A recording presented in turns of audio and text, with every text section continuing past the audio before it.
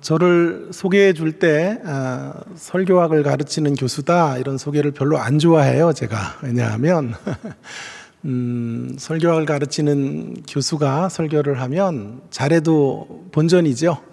못하면은 설교학을 가르치는 사람이 왜 설교를 못하나 이렇게 말씀하실 것이고, 잘해도 설교학 교수니까 설교를 잘해야지 그렇게 되고 말지 않겠습니까? 맞습니다. 제가 한 18년 정도 저희 학교에서 설교학을 가르치는 교수로 있었는데요. 늘 설교를 어떻게 해야 되는가 이런 질문들을 우리 학생들이 던지면 제가 주로 해주는 말이 있습니다. 설교를 할 때 제일 중요한 것이 무엇인가? 그것은 하나님의 마음을 담아내는 설교, 하나님의 마음을 절절하게 느끼는 설교가 설교이다. 이 땅에 말 잘하는 목사도 많고 또 인물이 괜찮은 그런 설교자들도 많고 달변의 설교자들도 많습니다. 그러나 하나님의 마음을 담아내는 설교를 하는 그런 목사를 찾아보기는 참 힘들어요. 제가 왜 이런 말씀을 드리냐 하면 제가 만난 우리 유 목사님이야말로 정말 하나님의 마음을 절절하게 느끼게 하는 그런 설교자이시다 라는 말씀을 꼭 드리려고 이런 말씀을 서두에 시작을 한 것입니다. 사실은 이동원 목사님에 대한 설교자 이동원에 대한 책도 있고 또 각선희 목사님에 대한 책도 있고 한데, 사실은 우리 유재명 목사님에 대한 설교에 대한 설교자에 대한 이런 책들이 있어야 된다 이런 생각이 듭니다. 왜냐하면 이런 분은 이제 한국 교회 안에 알려야 하고 또 알려져야 한다고 생각을 하고, 늘 평소에 그런 일에 대한 생각들을 제가 좀 많이 했고요. 목사님을 사실은 짝사랑했죠. 그래서 오늘 이제 처음 짝사랑하다가 참 오랜만에 이렇게 처음으로 만나게 되었는데요. 기도원이나 이런 집회를 제가 다니면 늘 목사님이 먼저 왔다 가시고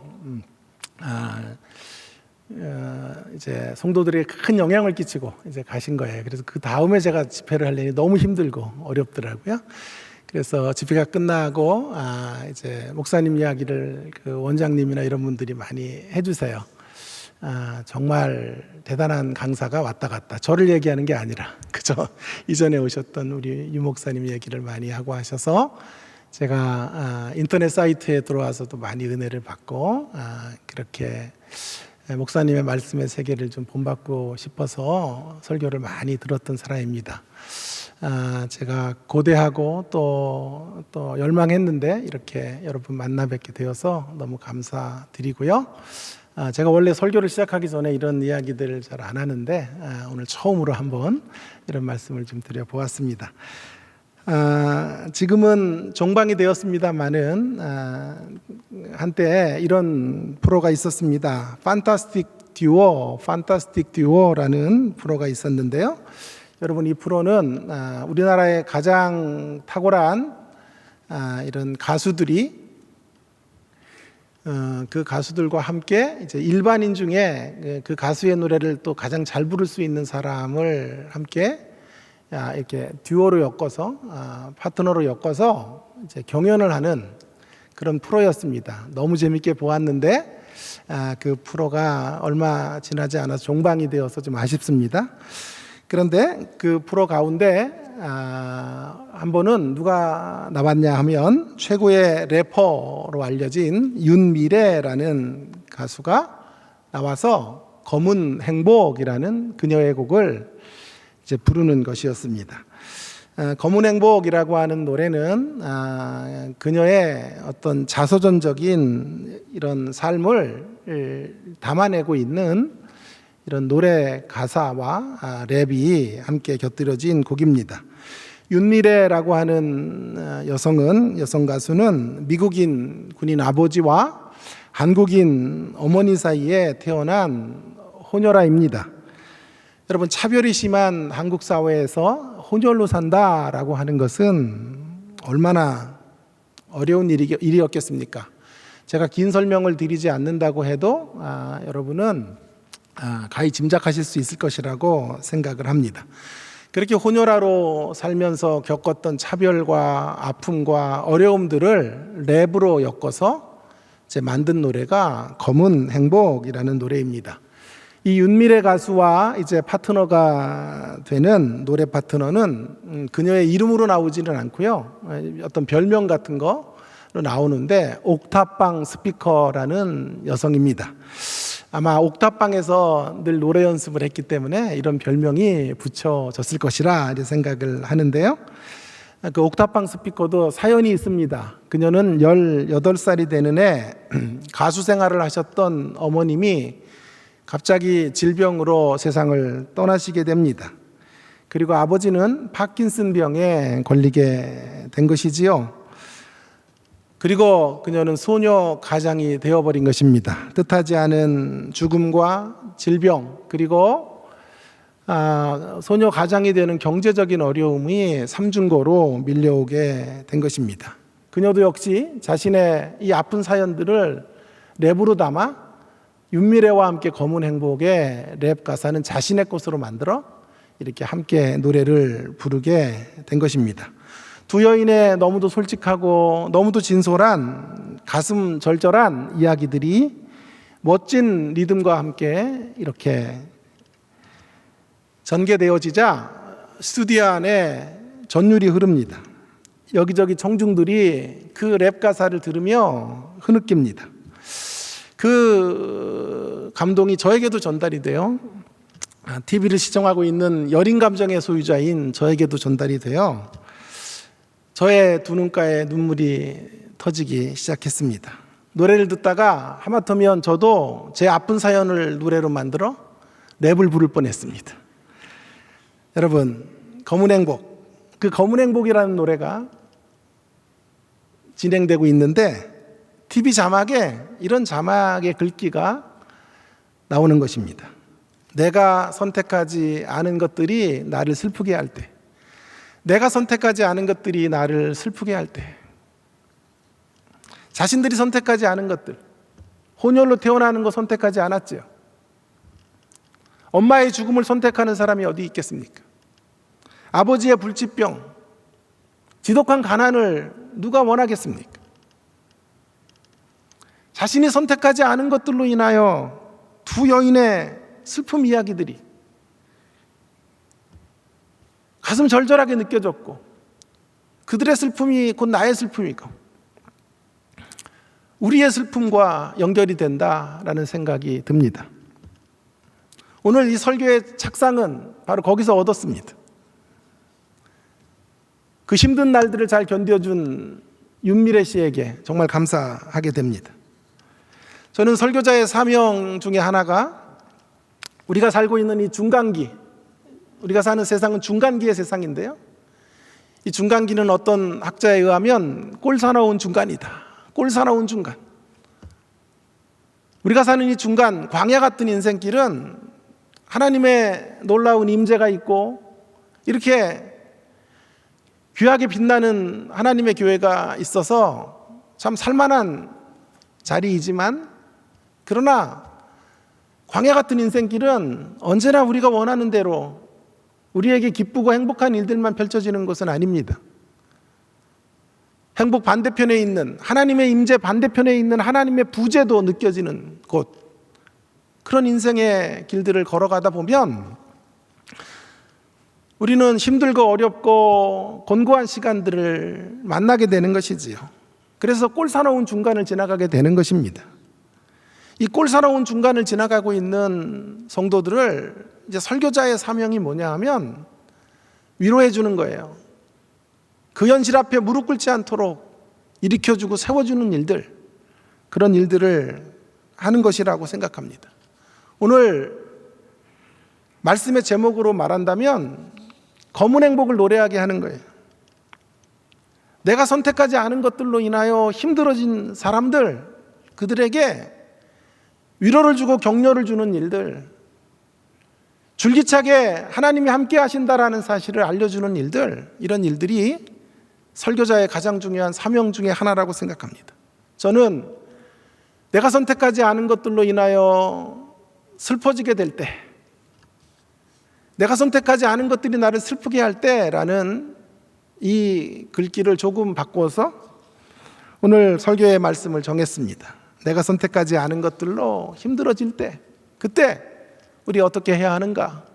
그때 우리가 어디로 가야 하는가 하는 문제에 대하여 좀 답을 찾아보기를 원합니다. 어떻게 해야 될까요? 내가 선택하지 않은 아픔, 내가 선택하지 않은 고통, 내가 선택하지 않은 불행이 찾아올 때, 그래서 우리의 삶이 이렇게 힘들고 어렵고 곤고해질 때, 하나님의 임재의 땅에서 하나님의 부재를 느낄 때 우리 어떻게 살아가야 할까요? 오늘 본문에 그런 이야기를 해주는 말씀이라고 저는 생각합니다. 오늘 본문에 위기에 처한 이스라엘 백성들의 현실이 소개되어져 있습니다. 이방의 군대가 쳐들어온 것입니다. 이방의 군대 장관이 랍사게라고 하는 아수르의 군대 장관이 하나님의 백성들을 공격해 들어왔고, 그리고 그가 하나님의 백성들을 향한 저주를 퍼붓습니다. 경멸의 말로 하나님의 백성들을 그렇게 경멸하며 저주하고 있는 것을 보게 됩니다. 랍사게는 히스기야 왕에게 항복을 요구합니다. 유다 백성들에게 투항할 것을 요구합니다. 이러한 상황 속에서 저는 이런 질문을 던지고 싶습니다. 어떻게 히스기야 왕과 유다 백성들은 이 지경이 되었을까요? 도대체 무슨 이유 때문에 할례받지 못한 이방의 군대들의 공격을 받아야 했고, 이렇게 나라가 지금 나라를 잃어버릴, 조국의 국권을 잃어버릴 만큼의 위기에 처하게 된 것일까요? 왜 이런 수모를 당하게 되었을까요? 이에 대한 답은 너무도 분명해 보입니다. 그들이 하나님의 뜻대로 살지 않았기 때문이죠. 그러나 엄밀하게 선을 그어야 된다고 생각합니다. 엄밀하게 선을 그어야 될 대목은 이것입니다. 이러한 비참한 경험을 하게 된 것이 히스기야의 죄 때문은 아니라고 하는 것입니다. 정확히 말하면 히스기야의 죄 때문이 아니라 그들의 선조들의 죄 때문에 이렇게 된 것입니다. 히스기야의 죄 때문이 아니라 유다 백성들의 패역 때문에 그렇게 된 것입니다. 우리가 아는 것처럼 히스기야 왕은, 여러분, 어떤 왕입니까? 다윗 왕을 가장 많이 본받은 왕. 그러니까 선한 왕의 기준은 다윗입니다. 다윗의 행실을 따라 행하는 왕, 그런 왕은 하나님이 기뻐하시는 왕이죠. 유다와 이스라엘 역사 속에 선한 왕이 몇 없어요. 그 중에 대표적인 다윗의 길을 따라갔던 왕은 히스기야입니다. 정말 신실하게 개혁을 했고 나라를 부강하게 만들기 위하여 몸부림쳤던, 영적 부흥을 이루어내고 종교 개혁을 이루었던 왕, 그가 히스기야입니다. 그러나 히스기야의 노력도 한계가 있었습니다. 백성들의 패역과 부딪혀야 했고 시대의 한계 앞에 그도 최선을 다해 노력을 했으나 분명한 한계점에 도달할 수밖에 없었습니다. 그러한 상황 속에서 지금 아수르의 군대가 쳐들어오게 된 것입니다. 강력한 대적 아수르가 파죽지세로 유다를 침공해 온 것입니다. 그리고 급기야는 히스기야의 심장에 칼을 겨누는 자리에 이르게 된 것입니다. 다시 말씀드립니다. 오늘 이러한 암울한 현실은 히스기야의 잘못 때문에 생겨진 것이 아닙니다. 히스기야도 역시 너무도 억울한 사람입니다. 자신이 저지른 죄 때문이 아닙니다. 자신의 실수로 이런 어려움이 주어진 것이 아니라는 말입니다. 피하고 싶었으나 어쩔 수 없이 이런 수치의 자리, 치욕의 자리에 떨어지게 된 것입니다. 제가 오늘 다루려고 하는 주제로 말한다면 그가 선택하지 않은 것으로 인하여 히스기야가 지금 힘들어지게 된 것입니다. 이 면에서 본다면 검은 행복을 노래했던 두 여인과 오늘 히스기야는 공통점을 가지고 있는 인물입니다. 그들 중 누구도 자신들이 원하지 않은 것으로 인하여 슬퍼할 수밖에 없는, 아픔의 자리에 놓여질 수밖에 없는 그런 존재들이라는 사실입니다. 그들이 잘못 살았던 삶의 결과가 아닙니다. 태어날 때부터 혼혈로 던져진 것이지요.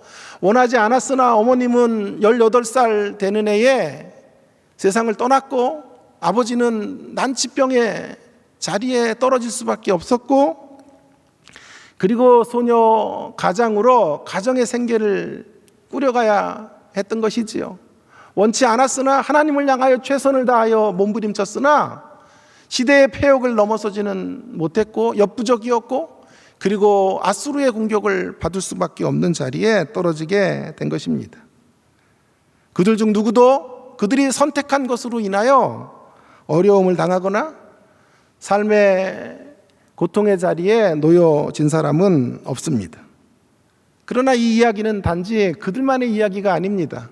두 래퍼의 이야기, 히스기야의 이야기만이 아니라 나의 이야기이고 여러분의 이야기라고 저는 생각이 듭니다. 우리 모두의 상처이고 우리 모두의 아픔의 이야기가 아닙니까? 어쩌면 우리 모두는 우리가 선택하지 않은 것들로 인하여 힘들어하며 살아가는 인생들인지 모르겠습니다. 우리가 선택하지 않은 부모님의 이혼, 우리가 선택하지 않은 경제적인 어려움, 우리들이 선택하지 않았던 선천적인 장애, 우리가 선택하지 않았던 코로나19, 또 어제 오늘은 우리가 선택하지 않은 황사, 미세먼지까지, 이 모든 것들은 우리가 원해서 우리 가운데 찾아온 것들이 아닙니다. 내가 선택한 것으로 인하여 힘들어졌다면 어쩌면 우리는 좀 덜 억울할지 모르겠습니다. 그러나 내가 선택하지 않은 것으로 인하여 피해를 입는 것이기에 그 억울함은 극에 달할 수 있다고 생각이 듭니다. 자, 그렇다면 이제 그런 자리에서 우리 어디로 가야 할까요? 내가 선택하지 않은 것으로 인하여 힘들어질 때 우리 어떻게 살아가야 하는 것입니까? 이에 대한 답을 한번 찾아보도록 하겠습니다. 첫 번째 답은 이것입니다.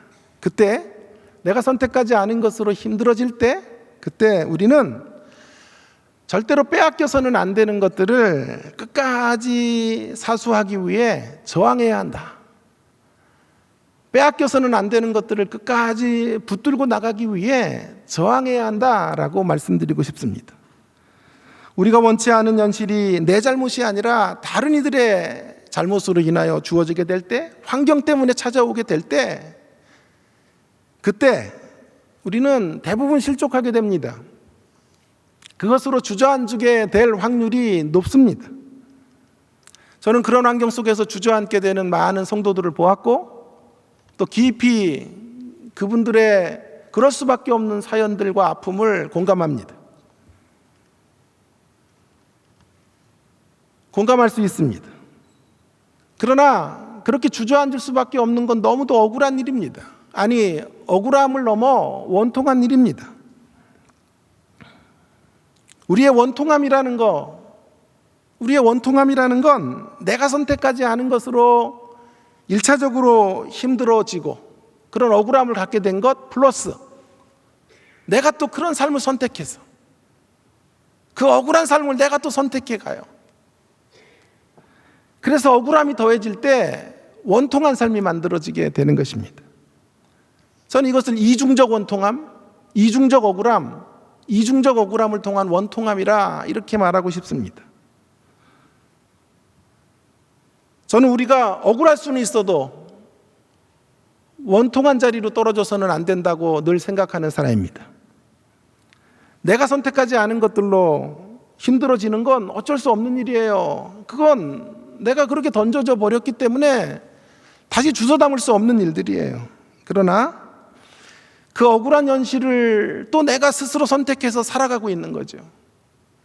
그 억울한 현실을 극복해내야 하는데 그 현실 앞에 내가 다시 그 어두움의 길들을 선택하며 그 길로 나아가고 있을 때, 다시 또 억울함을 선택해서 살아가게 될 때, 그때 그 억울함에 빠져들게 되는 거예요. 그러면 원통한 일이 생겨지게 되는 것입니다. 너무도 많은 사람들이 어두운 환경에 던져진 것도 억울한데 그 환경 속에서 다시 어두움을 선택하여 살아가는 것을 봅니다.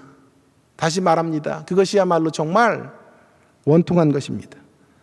사랑하는 성도 여러분, 내가 선택하지 않은 것들이 나를 슬프게 할 때 그것은 우리가 어찌할 수 없는 경우에 해당하는 일들이라는 것이에요. 그러나 그렇다고 해서 그 어두운 현실이 나의 삶을 지배하지는 못하도록 해야 하는 것입니다. 과감히 그 어두운 현실과 우리는 싸워야 하는 것입니다. 그것이 나의 친구가 아니라 나의 대적이라고 여겨야 합니다. 너무도 많은 성도들이 아픈 사연의 자리에 던져진 것이 저를 슬프게 합니다. 그러나 이보다 더 나를 슬프게 하는 것은 과거에 억울하고 아픈 사연에 오늘도 붙들려 살아가는 거예요. 아픈 사연을 현재 진행형으로 살아내는 것입니다. 그런 분들을 볼 때 정말 제 가슴이 찢어집니다. 너무도 아픈 분들이 과거의 아픈 사연들을 핑계 삼아 그 영향력 아래서 오늘을 질식시켜버려요. 아픈 과거를 이유로 삼아 망가져버립니다. 그러면서 어두운 환경 때문이라고 책임 전가를 합니다. 자신이 무너질 수밖에 없고 넘어질 수밖에 없는 현실이라고 정당화합니다. 그럴 만한 사연이 있었다고 변명합니다. 다시 강조합니다. 저는 그런 분들의 아픔을 충분히 공감할 수 있습니다.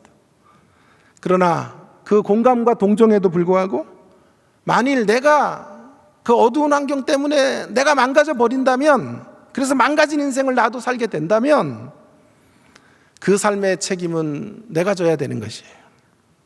결국 그럴 수는 없습니다. 결국 그래서는 안 되는 것입니다.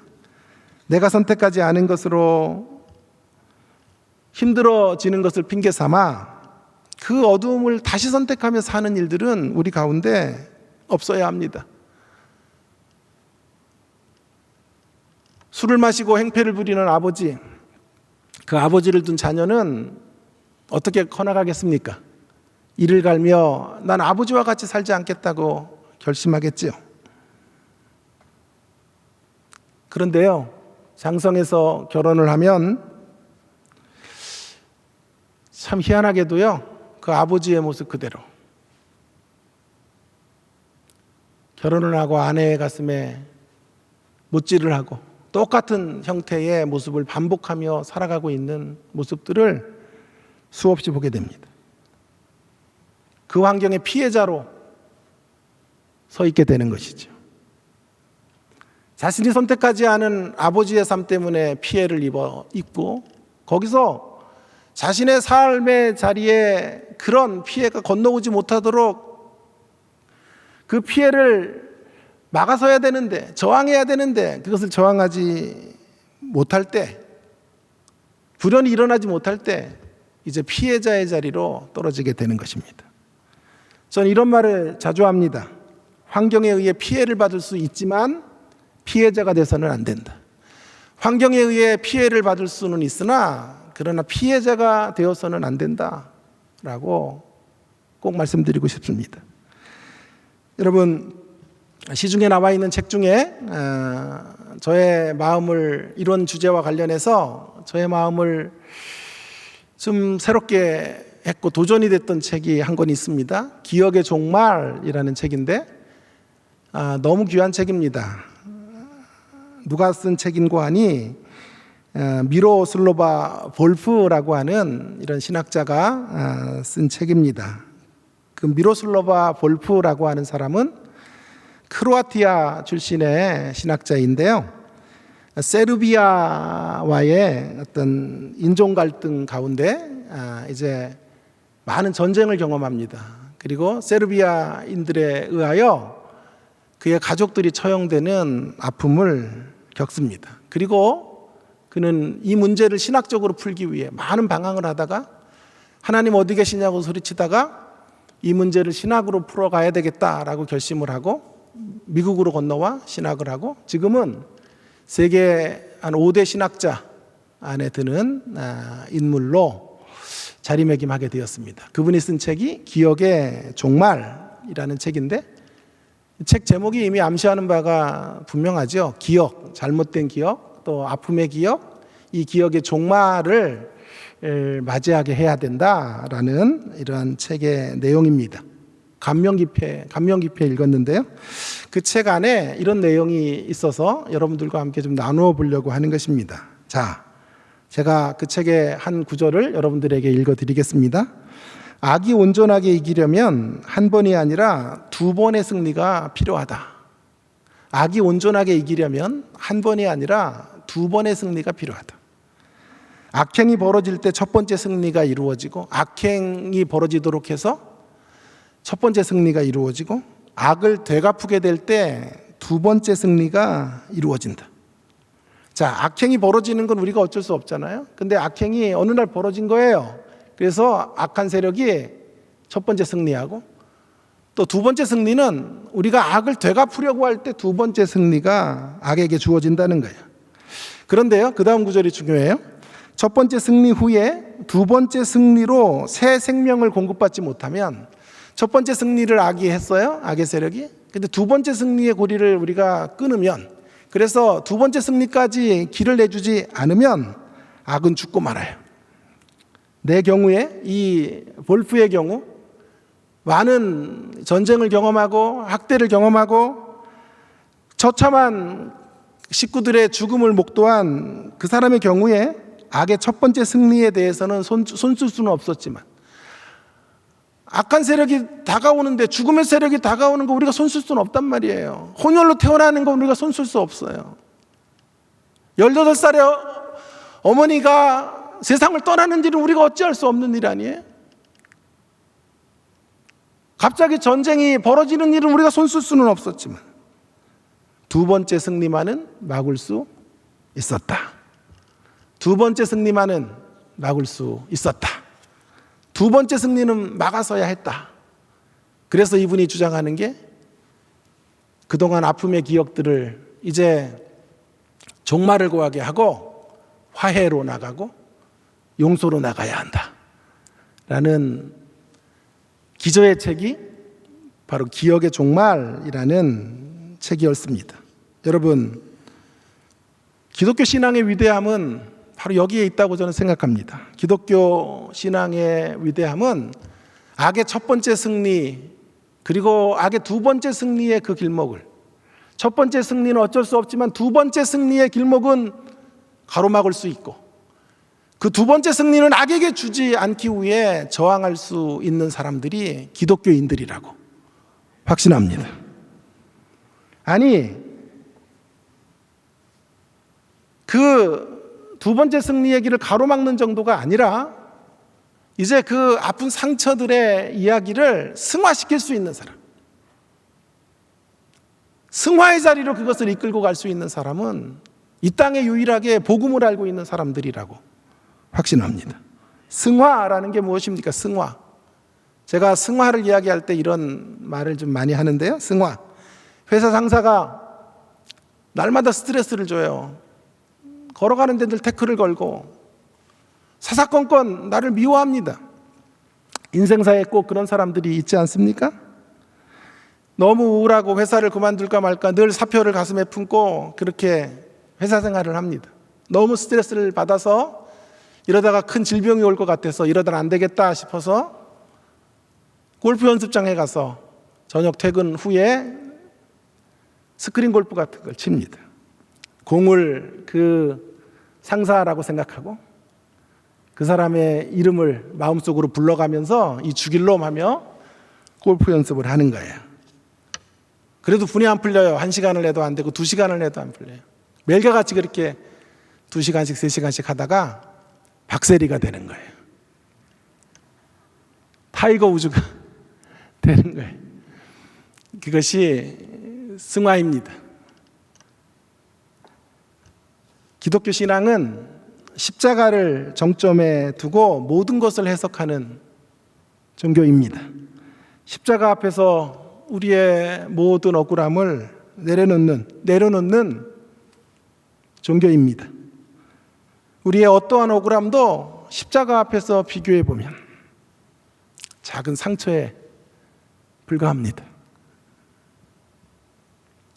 이런 표현이 너무 가벼운 표현일지 모르지만 십자가 앞에서 우리의 고통과 아픔을, 그것이 아무리 큰 것이라고 해도 십자가를 생각하고 묵상하면 반창고 붙이고 나을 수 있는 상처들이라는 말입니다. 이렇게 우리의 상처는 예수님 안에서 아름다운 별이 될 수 있는 것입니다.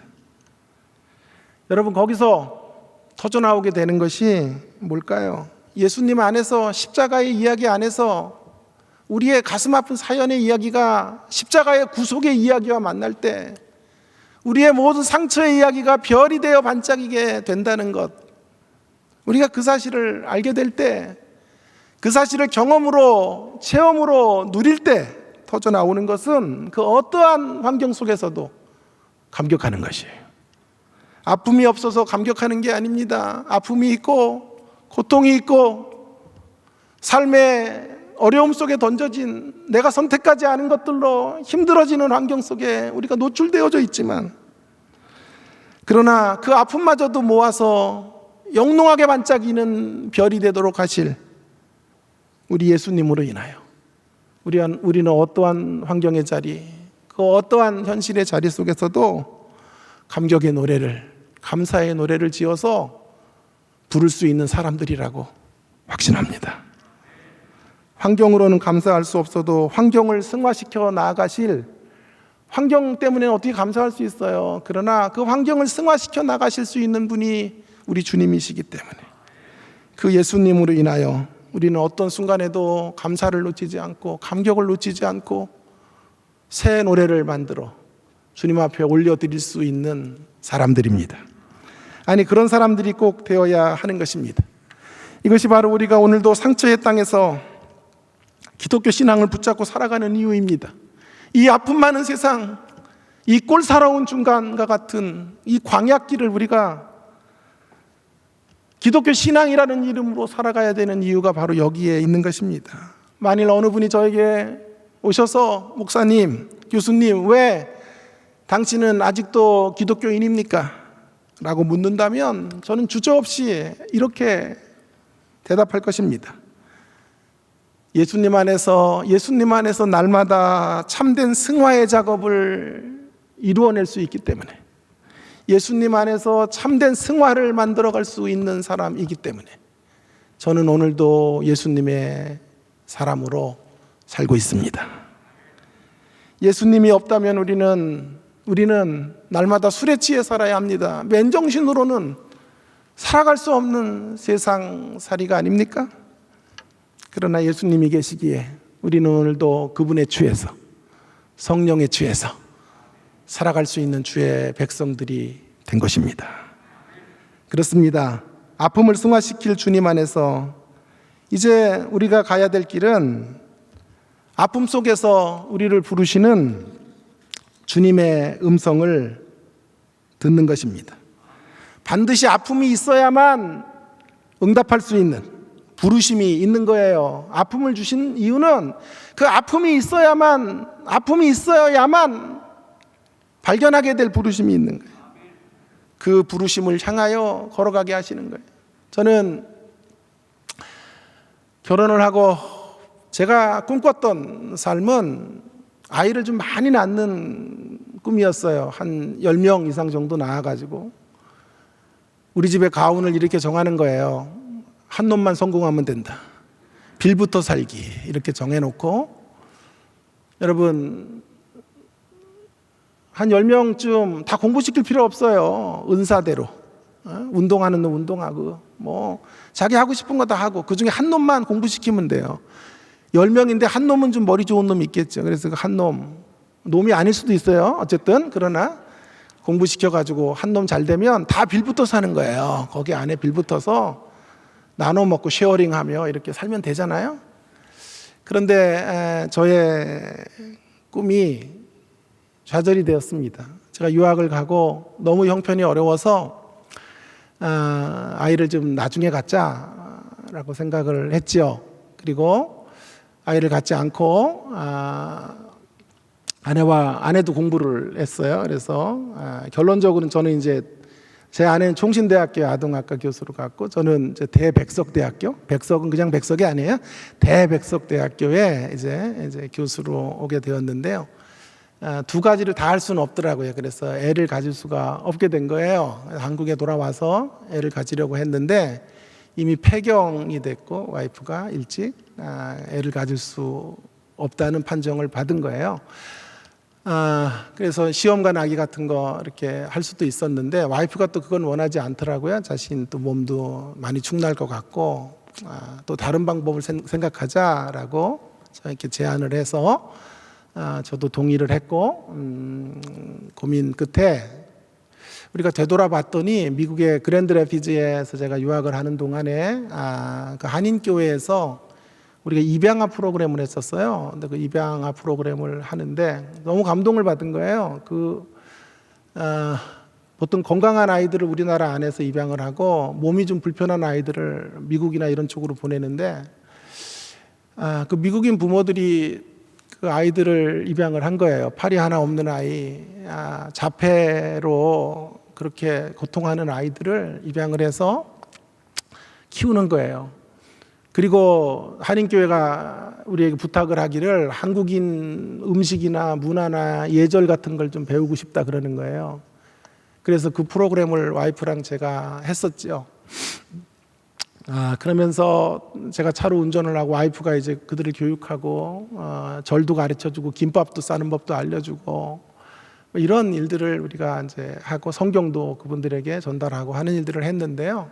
그때 이제 저와 와이프가 하나님 앞에 기도를 간절하게 했었죠. 하나님, 우리 자녀들을 주셔도 꼭 하나이만은 가슴으로 낳고 싶습니다. 이런 기도를 드렸는데 잘 우리 뜻대로 돌아왔죠. 그렇게 하고 기도를 이제 잊어버렸어요. 그리고 돌아왔는데 아이가 안 생기고 또 불임 판정을 받고 나서 그때 했던 기도가 생각이 나는 거예요. 그래서 하나님 앞에 다시 기도를 하고 기도했던 것에 대한 신실한 응답을 해야 되겠다 생각을 하고 실천을 하려고 했는데 또 실천까지 가기가 시간이 많이 걸리더라고요. 그래서 차일피일 미루다가 지금 14년 전에 우리 딸아이 하나를 가슴으로 낳게 되었습니다. 그래서 우리 딸의 이름이 준하예요. 준하. 꼭 준하 이야기를 하면 이렇게 눈물이 나요. 가정의 달이고 해서 제가 이런 얘기를 좀 하는 거죠. 우리 가슴으로 낳은 딸 준하가 아주 잘 크고 있어요. 제가 이 땅에서 가장 잘한 선택, 일단 예수님을 믿게 된 것이고요. 그리고 그 다음으로 잘한 선택이 있다면 우리 딸 준하를 가슴으로 낳은 것이 아닌가 하는 생각을 하게 됩니다. 다음에 그 스토리는 또 이제 한번 또 여러분들과 함께 만날 때 그런 이야기들을 좀 나누기로 하겠고요. 그 과정에서 제가 많은 것들을 보게 되었어요.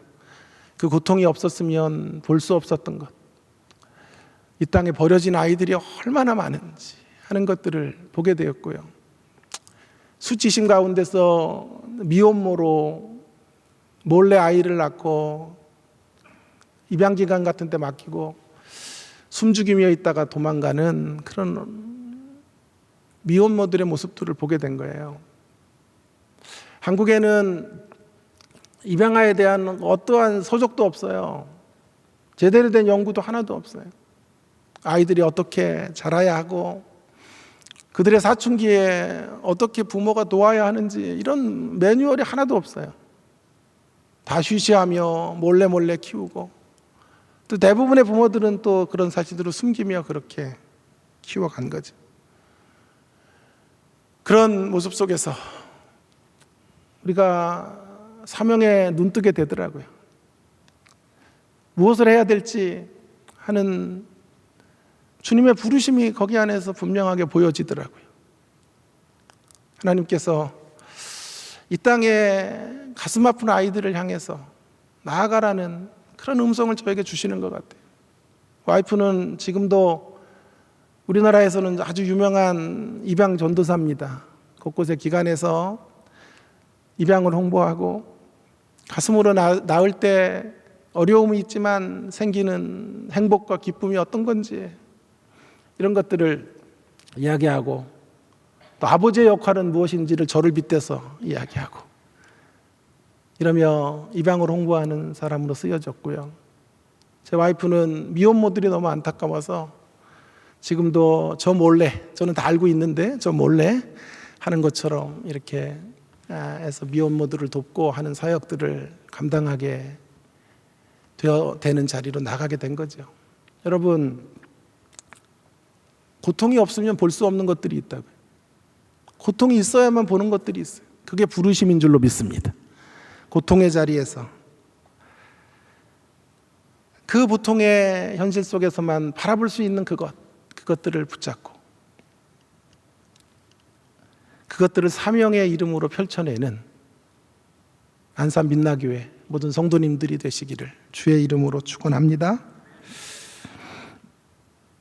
여러분, 이제 우리는 조금 더 강해져야 한다라고 저는 말씀드리고 싶어요. 매일 징징거리며 그렇게 살면 안 됩니다.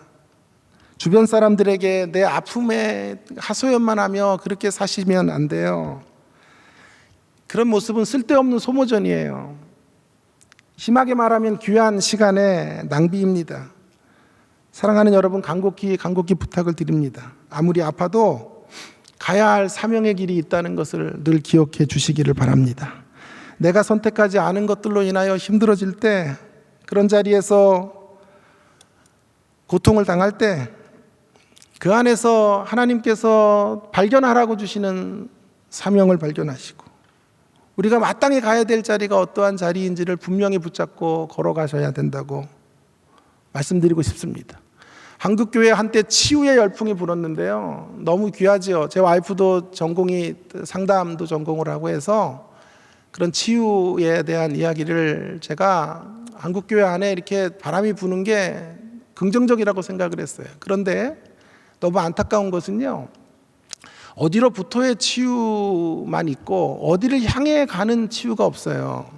주로 이제 치유를 이야기할 때 좀 과거를 이제 들여다보게 하잖아요. 과거 아버지와의 관계, 뭐 엄마와의 관계, 가족과의 관계, 가족의 현실 속에서 어떤 상처를 받았는지 이런 것들을 들춰내고 거기 안에서 오늘 내가 있다라는 것을 점검해 주는 거란 말이에요. 이제 과거 어디로부터 의 치유는 있는데 어디로부터의 치유가 있어요. 근데 어디를 향해 가야 되거든요. 치유는 치유받고 또 얼마 지나지 않으면 또 아파요, 또 힘들어져요, 또 고통이 찾아온단 말이에요. 그런데 그 대목은 없는 거예요. 어디를 향해 가는 치유가 없는 거예요. 사명을 향해 가는 치유가 있어야 되죠. 매일 살다가 또 고통이 오고 또 좌절이 오고 또 어려움이 있고 또 힘든 상황들이 펼쳐지면 다시 상처를 받잖아요. 그러면 또 상처 치유하는 프로그램들을 돌린다고요. 와이프가 저를 이제 학교에서 공부하고 와서 저를 마루타처럼 쓰더라고요. 그래서 저 이제 상담을 해야 되는데 외국인에게 가서 영어로 상담하기 힘들고 하니까 이제 저를 동원해서 상담을 하는 거예요. 그래가지고 레포트 써서 내고 하는데 아버지와의 관계 같은 거 이야기하래요. 그래서 아버지 관계 이야기하고 뭐 아버지와의 많은 갈등의 관계들 이야기하고 막 이런 얘기를 했더니 진단을 하더라고요. 역기능적 가정에서 자랐구나, 이렇게 진단을 한 거예요. 그래가지고 제가 너무 불타오고 나서, 그래 당신은 순기능이고 나는 역기능이냐. 자, 아버지가 어머님을 심히 학대하는 가정 속에서 제가 자랐으니까요, 어머니 불쌍하니까 어머님 편이 된 거죠. 그러다가 그렇지 않으면 어머님 쓰러지시고 삶을 포기하실 것 같아서 제가 어머님 편이 되어 어머님의 위로가 되고 어머님을 많이 돕고 용돈도 몰래 드리고 그런 거예요. 그런 얘기를 했더니 역기능적 가정이래죠. 남편 노릇을 못하면 아들을 이제 어머님이 의존을 하는 거죠.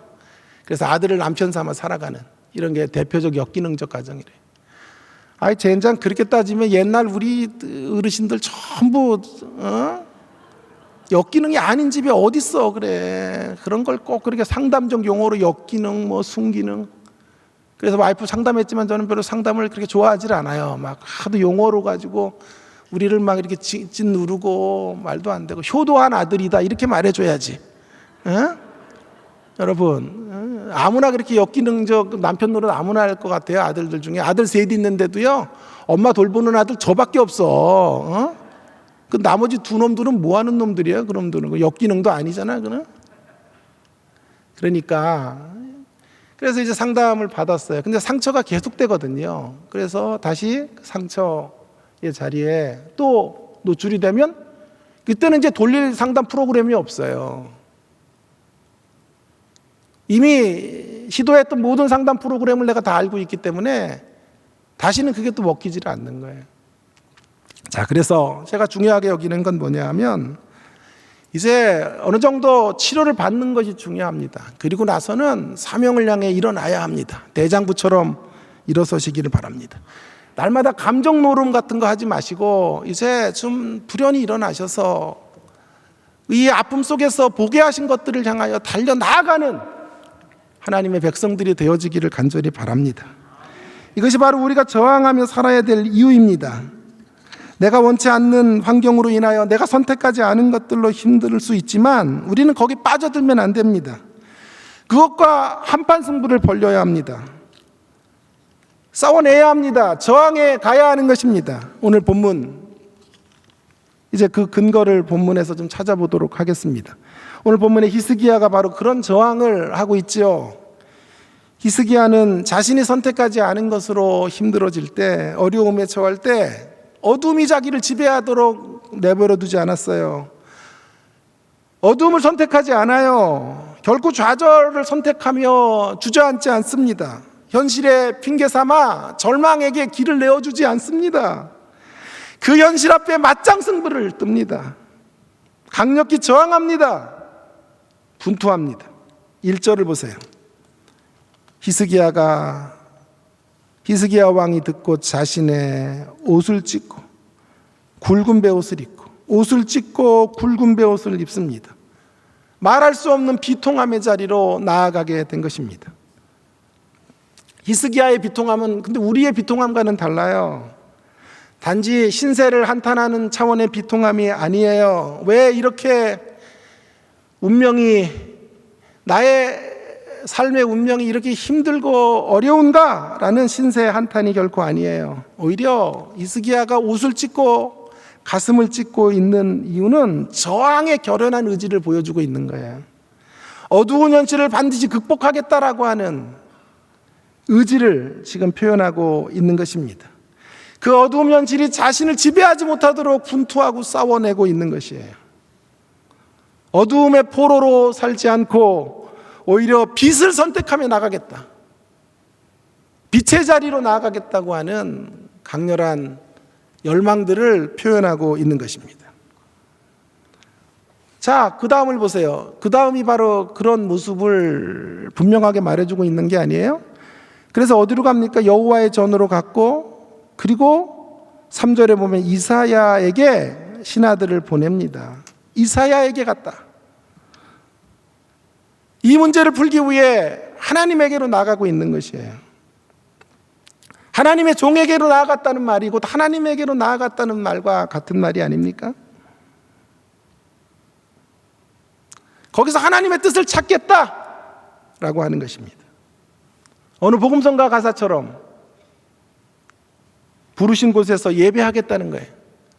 부르신 이 자리에서 하나님을 노래하겠다는 거예요.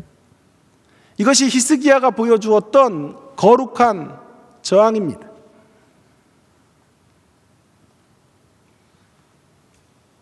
폭력적 저항을 우리는 하면 안 돼요. 폭력적 저항이 아니에요. 소리치며 이를 악물고 상대에게 원한을 갚는 차원의 저항을 해서는 안 됩니다. 우리의 저항은 이런 저항이 돼야 돼요. 하나님 앞에서 가슴을 찢고 하나님 앞에서 옷을 찢으며 나아가는, 하나님 안에서 이 해법을 찾고자 하는 결연한 의지로 서는 것, 그것이 우리가 걸어가야 될 길입니다.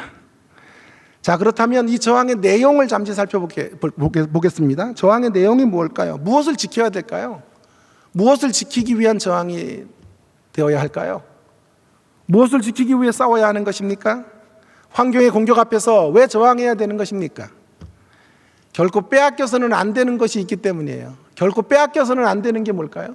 자, 아수르의 군대 앞에 포로가 되면 어떻게 됩니까? 아수르의 군대가 유다를 짓밟고 성을 함락하면 어떻게 되는 것입니까? 그러면 뭐를 잃어버릴까요? 인간답게 사는 법을 잃어버리겠지요. 인간답게 살지 못하겠지요. 노예로 살거나 종으로 살거나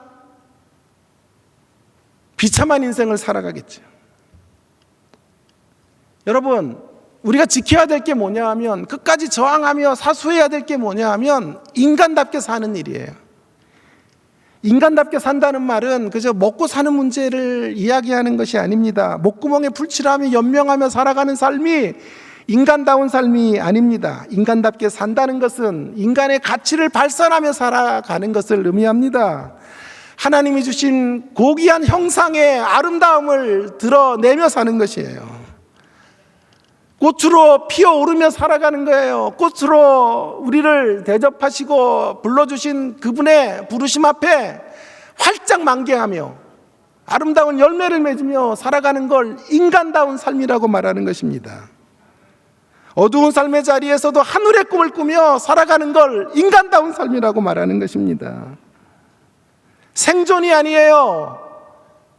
5,000원짜리 생존, 5,000원짜리 식사하는 생존, 10,000원짜리 식사하는 생존, 한 끼에 10만원짜리 하는 식사하는 생존, 다 비슷해요, 여러분. 저도 집회를 많이 이제 다니지만 하루 3끼 전부 대접을 해주면 정말 그것만큼 고역이 없어요. 집회 제일 힘든 게 뭐냐 하면 대접이 제일 힘들어요, 사실은. 하루 한 끼 정도만 잘 대접하고 아침은 그냥 강사님 알아서 드시라 그러면 좋을 것 같아요. 집회 한 3일, 4일 할 때는 어떤 때 라면 먹고 싶어요. 매일 건하게 차려주고 먹을 게 없네요. 막 이런 게 아니라 그냥 한 끼 그냥 라면 조촐하게 먹고 집회 올라가고 싶을 때가 더 많아요. 여러분, 그게 뭐 부럽습니까? 10,000원짜리 점심 먹는 생존과 10만원짜리 점심 식사하는 생존, 그거 한평생 비교하다가 그것 때문에 열등의식 느끼고 그것 때문에 가슴앓이 하다가 떠나는 그런 삶은 생존의 삶이에요. 하나님이 우리에게 원하시는 삶은 생존이 아니라 생명이에요. 하늘 생명의 고동침으로 살아가는 거예요. 하늘 생명의 위대한 품격을 드러내고 고상한 가치들을 나타내고 표현하고 증명해내면서 살아가는 것입니다. 끝까지 이것을 사수해 가시는 우리 모두가 되기를 주의 이름으로 축원합니다. 자, 이제 한 가지 큰 대지 하나를 더 이야기해 보려고 합니다. 우리가 끝까지 저항해야 된다라고 말씀을 드렸는데요. 저항의 내용이 무엇인지도 말씀을 드렸는데요. 이제 문제는 이 저항이 아름다운 열매를 거두어야 하는데요. 우리의 저항이 아름다운 열매를 거두기 위해서는 어떻게 해야 하는가 하는 문제에 대하여 좀 생각해 보려고 합니다. 그래서 두 번째 메시지가 되겠습니다. 나의 저항이 아름다운 열매를 맺기 위해서는 위대한 용사를 초대해야 된다라는 게 답이에요. 위대한 용사를 우리 저항에 초대해야 됩니다.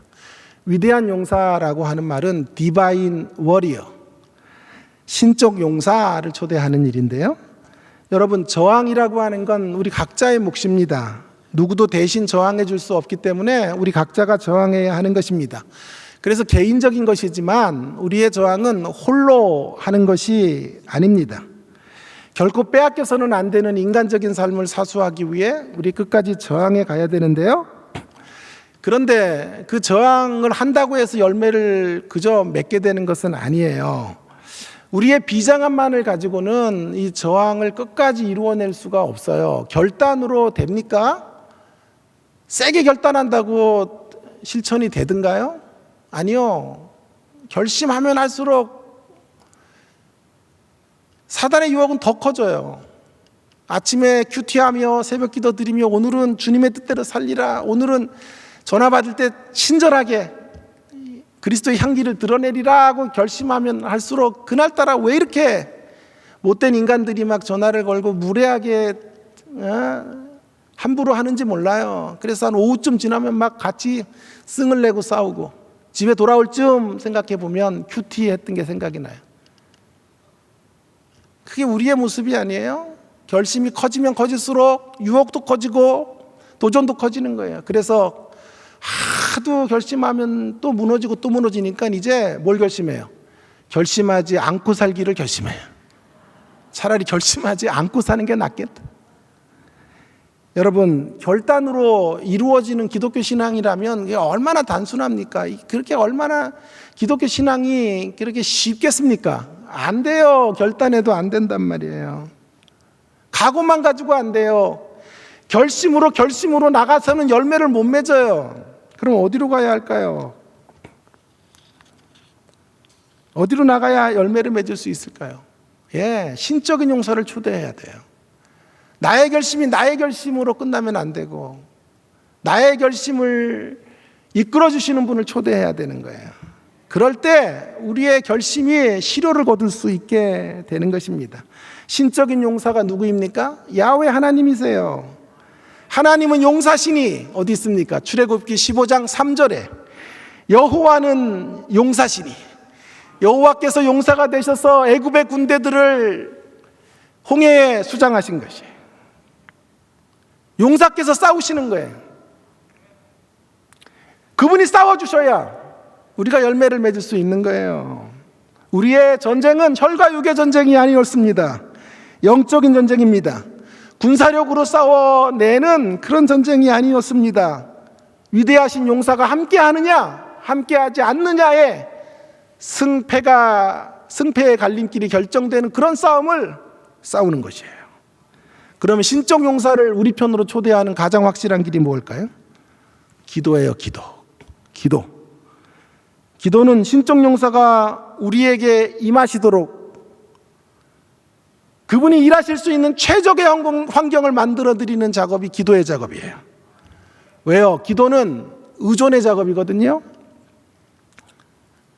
의존하는 자, 기도는 영적인 과부와 고아가 되는 자리거든요.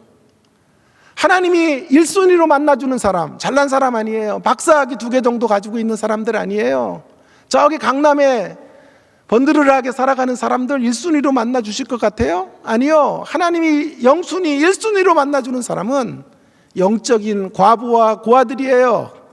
이 땅에 힘의 근거가 없는 사람들, 그 어떤 것도 의존할 수 없고 의지할 수 없는 자들, 그래서 오직 하나님만 바라보고 주만 바라봅니다 외치며 나오는 사람들, 하나님 저를 불쌍히 여겨 주십시오, 저를 다시 한번 주님의 은혜로 다시 살려주시기를 원합니다, 주님 앞에 손을 들며 살려달라고 애원하는 자들을 하나님은 가장 먼저 만나주시고 그런 인생들을 통하여 하나님의 역사들을 이루어 가시는 줄 믿습니다. 나 혼자 싸우면 절대로 이길 수 없어요. 함께 싸워야 합니다만은 우리의 함께 싸우는 공동체의 싸움 가운데 가장 중요한 것은 하나님의 임재가 있어야 돼요. 하나님의 역사가 우리와 함께 할 때 우리는 승리하게 되는 줄로 믿습니다. 그때 우리의 상처가 별이 되는 거죠. 나의 저항인 나의 열심이면 열매를 맺을 수 없어요. 그것이 하나님의 열심이 되게 하셔야 합니다. 나의 대적이 그저 나의 대적이면 승리할 수 없단 말이에요. 주님의 대적이 되게 해야 되는 거예요. 그래서 다윗이 사울을 죽일 수 있었음에도 안 죽인 거란 말이에요. 나의 대적으로 내가 처리할 문제가 아니라 나는 하나님 편이 되고 사울이 하나님의 대적이 되도록 하는 방식으로 사울을 넘어서려고 했던 거죠. 나의 대적을 나의 대적으로 만들지 마시고 하나님의 대적이 되도록 하셔야 되는 것입니다. 나의 저항이 나의 저항으로 끝나면 안 돼요. 하나님의 저항이 되도록 만들어 놓으셔야 되는 것입니다. 그래서 우리가 기도하게 되는 거예요. 기도해야 되는 거지요. 기도야말로 용사이신 우리 하나님께서 우리들의 삶의 현실 가운데, 땅의 현실 가운데로 임하시도록 초대하는 가장 확실한 작업이 되는 것입니다. 기도는 나의 능력이 제로가 되는 자리에서 하나님의 능력을 100으로 붙잡는 그런 작업이죠. 나는 영적으로 거지가 되는 자리예요. 영적으로 거지이니까 내 힘과 내 능력으로는 한 걸음도 걸어갈 수가 없지요. 그래서 하나님을 전폭적으로 붙잡는 자리, 기도는 영적인 파산 신청을 하는 시간이에요. 내가 영적으로 파산된 존재입니다. 나로서는 어떤 가능성도 일어날 수가 없습니다. 하나님이 긍휼히 여겨주셔야만 제가 다시 설 수 있습니다. 그런 자리가 기도의 자리예요.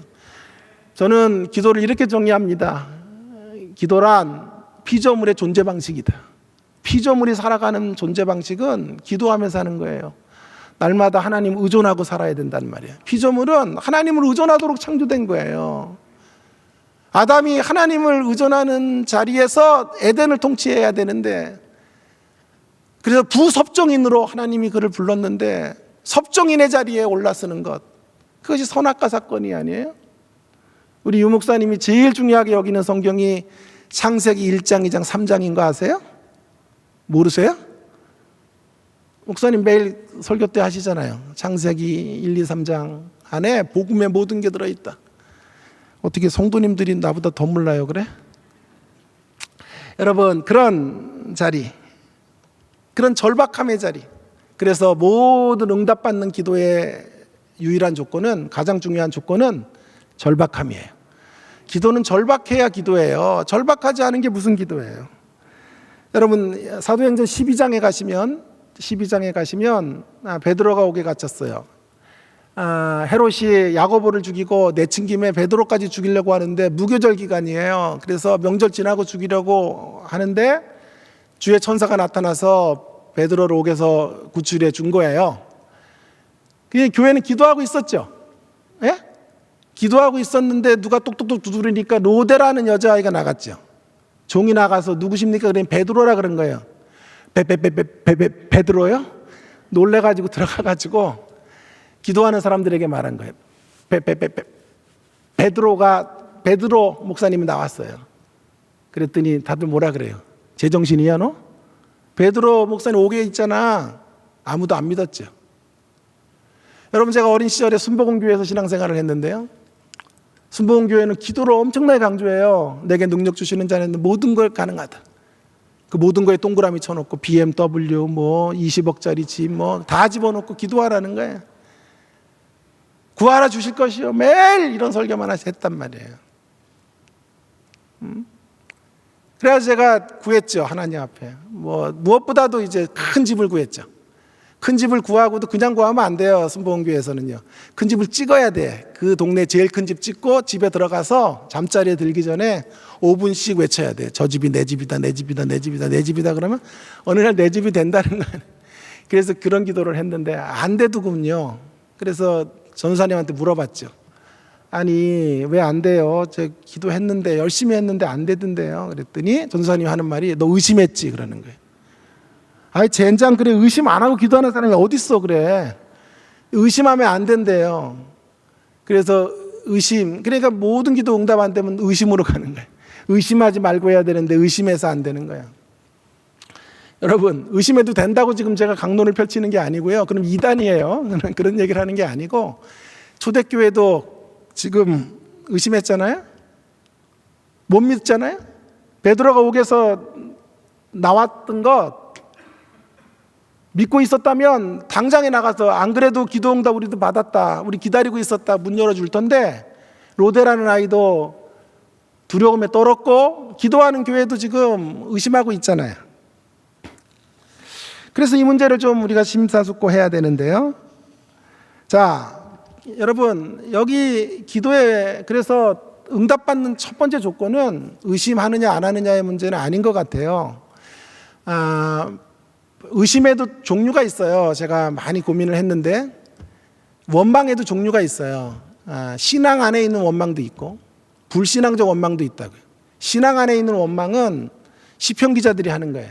어느 때까지입니까? 하나님 앞에 절규한다고요. 근데 답은 하나님이야. 그러니까 하나님 안에서 터널을 지나갈 때 소리친다고, 인간은. 그런 거는 하나님이 어쩌면 하나님을 만나는 길이 되는 거예요, 그 원망은. 그런데 불신앙 안에 있는 원망은 터널 끝에 계실 하나님을 바라보지 않은 채 현실이 전부라고 생각하고 원망하는 건 불신앙적 원망이라고 하는 것인데, 하는 것인데, 그런 것들은 하나님이 심판하시는 원망이죠. 의심도 마찬가지예요. 신앙 안에 있는 의심이 있고 불신앙 안에 있는 의심이 있는 것 같아요. 자, 톰 라이시라고 하는 걸출한 신학자가 이런 말을 했어요. 그게 답이 될 것 같은데, 하나님 우리에게 요구하시는 것은 큰 믿음이 아니라 크신 하나님에 대한 믿음이다. 하나님 우리에게 요구하시는 건 큰 믿음이 아니라 크신 하나님에 대한 믿음. 큰 믿음이 아니라 크신 하나님에 대한 믿음. 자, 큰 믿음은 없어도 된다고요. 겨자씨 하나 할 만한 믿음 있어도 산을 옮기는 거예요. 큰 믿음은 없다고. 초대교회도 큰 믿음이 없었어요. 하나님이 어떻게 일하실지에 대한 구체적인 방법에 대한 믿음은 없어도 돼요. 그러나 크신 하나님에 대한 믿음으로 나아가면 되는 거예요. 하나님은 크신 분이에요. 그 크신 분을 바라보며 나아가는 것, 그것이 믿음이에요. 초대교회가 지금 의심했다는 말은 큰 믿음이 없었다는 뜻이에요. 크신 하나님에 대한 믿음은 있었던 거죠. 크신 하나님을 바라보며 하나님이 이 문제를 해결해 주실 줄 믿습니다. 그러나 이렇게 빨리 해결해 주실 줄은 몰랐습니다. 이렇게 된 거죠. 우리는 어디로 가야 될까요? 크신 하나님에 대한 믿음도 있고 큰 믿음도 있으면 대박이지. 그러나 둘 중에 하나를 선택하라면 크신 하나님에 대한 믿음만은 꼭 가져야 돼요. 그 크신 하나님에 대한 믿음의 역사 속에 우리가 해야 될 일은 신뢰하는 것이고 의존하는 거예요. 그래서 응답받는 기도의 첫 번째 조건은 의심의 문제가 아니라 사실은 크신 하나님을 바라보는 절박함이에요. 하나님을 향한 절박함의 기도로 나아갈 때 하나님은 신적 용사가 되셔서 우리 가운데 임하시고 하나님의 역사들을 우리의 삶 가운데 펼쳐주시는 거죠. 제 말이 정말 사실인지 오늘 본문에서 우리가 다시 한번 확인해 보기를 원합니다. 히스기야가 이런 절망의 상황, 자신이 선택하지 않은 것으로 힘들어질 때 이사야에게로 찾아갔다 그랬죠. 이사야에게로 나갔다는 말은 불연한 의지로 일어서는 것이고, 또 동시에 이사야에게 나아가는 것은 하나님 앞에 나아가는 것이고 기도하는 거예요. 이사야를 통해 기도를 부탁하는 것이고, 또 히스기야도 하나님을 향하여 기도하겠다라고 하는 자세로 그가 쓰는 거죠. 절박한 기도를 드리는 거죠. 불쌍히 여겨달라고 기도했겠지요. 구걸하는 자처럼 살려달라고 하나님의 이름을 불렀을 것입니다. 뭐 미사오구를 활용한 아름다운 기도, 이런 기도가 아니어도 돼요. 하나님 도와달라고 기도한 거죠.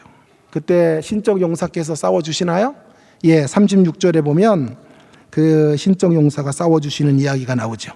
36절, 37장 36절 읽고 오늘 마무리해야 되겠는데, 37절을 같이 한번 37장 36절을 한번 같이 읽어보도록 하겠습니다. 시작. 여호와의 사자가 나가서 아수르 진중에서 18만 5천인을 쳤으므로 아침에 일찍이 일어나 본즉 시체뿐이라. 할렐루야. 유다의 군사들이 싸우지 않아도 돼요. 하나님이 직접 일하시는 거예요. 하나님이 직접 싸워주시는 거예요. 그래서 아수르의 이 할례 받지 못한 백성들을 무찌르시고 할례 받지 못한 군사들을 초토화시켜서 승리를 거두게 하신 거죠. 그래서 여호와의 사자가 나가서 18만 5천을 쳐 죽이신 거죠. 이것이 바로 기도의 힘입니다. 기도하는 자에게 신적인 용사가 이렇게 임해 주시고 싸워주시고 행복한 해피엔딩의 결말로 나아가도록 하시는 거죠. 하나님이 여러분 우리가 선택하지 않은 것들로 인해 우리 힘들어 하시는 거, 힘들어 하다가 그렇게 사그러지는 인생 되기를 원하지 않으세요. 하나님의 마침은 부활이에요. 하나님의 마침은 우리의 승리예요. 해피엔딩이에요. 그러나 그 해피엔딩은 거저 주어지지 않아요. 우리가 아픈 현실 속에서도 삶을 포기하지 않을 때, 그 아픈 현실 속에서도 기도의 자리를 확보하며 걸어나갈 때 하나님은 그런 인생들을 붙잡아 주시고 그런 인생들과 함께 하나님의 역사들을 이루어 가시는 줄 믿습니다. 기도를 통해서 행복한 결말을 꼭 이 땅에서도 누리시고 맛보시고 체험하시는 주의 백성들이 다 될 수 있기를 주의 이름으로 축원합니다. 다시 윤미래의 검은 행복에 대한 생각을 하면서 이제 설교를 좀 마무리해야 되겠는데요. 할 게 너무 많아서 빨리 원고 한 2페이지 정도는 지금 스킵하고 결론으로 가십시다. 검은 행복. 왜 윤미래는 검은 행복을 노래했을까요? 왜 노래 제목이 검은 행복일까요? 혼혈로 태어나서 차별받으며 살았던 그런 삶이 뭐 행복하다고 검은 행복을 노래했을까요? 아무리 봐도 검은 슬픔, 검은 좌절이 돼야 될 것 같은데 그녀는 노래 제목을 검은 행복이라고 붙여놓았더군요. 그녀의 노래 안에 답이 있어요. 그녀의 노래 후반 부분에 이런 가사가 저의 가슴에 확 와닿았어요. 세상이 미울 때 음악이 날 위로해 주네. 세상이 미울 때 음악이 날 일으켜 주네. 음악이 있었기 때문에. 윤미래가 검은 슬픔이 아니라, 검은 좌절이 아니라 검은 행복을 노래할 수 있었던 이유는 음악이 있었기 때문이에요. 노래가 있었기 때문이에요. 노래하면 즐거웠고, 노래하면 행복했고, 노래하면 자신의 아픔이 씻겨지는 것 같은 경험을 했다는 거예요. 그래서 검은 슬픔이 아니라 검은 행복이라고 그녀는 노래하고 있는 거예요. 검은 행복. 검은 행복을 노래 때문에 할 수 있었다. 두 래퍼를 일으켜준 것, 음악이에요. 그러면 우리 신자들을 일으켜줄 수 있는 가장 강력한 힘은 뭘까요? 기도예요. 기도할 수 있기 때문에. 우리 인생이 검은 슬픔이어도, 때로 검은 아픔이어도, 때로 검은 슬픔이고 검은 아픔과 같은 인생일지라도 우리 기도할 수만 있다면 우리는 검은 행복을 노래할 수 있습니다. 사랑하는 여러분, 우리가 선택하지 않은 길 걸어가기에 힘드시고 어려우시죠? 우리의 삶이 그리 밝지 않을 수 있어요. 그러나 우리 인생은 결코 불행으로 끝나지 않을 수 있습니다. 실패로 끝나지 않을 수 있습니다. 좌절로 맞춰지지 않을 수 있습니다. 우리가 주님을 선택할 수만 있다면 말입니다. 우리가 어떠한 자리에서도 기도를 선택할 수만 있다면 말입니다. 우리가 어떠한 자리에서도 절망의 현실 가운데서도 하늘 보좌로 나아갈 수만 있다면 우리의 운명은 바뀌어질 수 있는 것입니다. 우리 인생을 불쌍히 여기시는 전능의 왕을 신적인 용사로 기도로 초대할 수만 있다면, 그래서 그분이 일하시게 하실 수만 있다면 우리는 절망을 딛고 절망의 자리에서도 검은 행복을 노래할 수 있는 것입니다.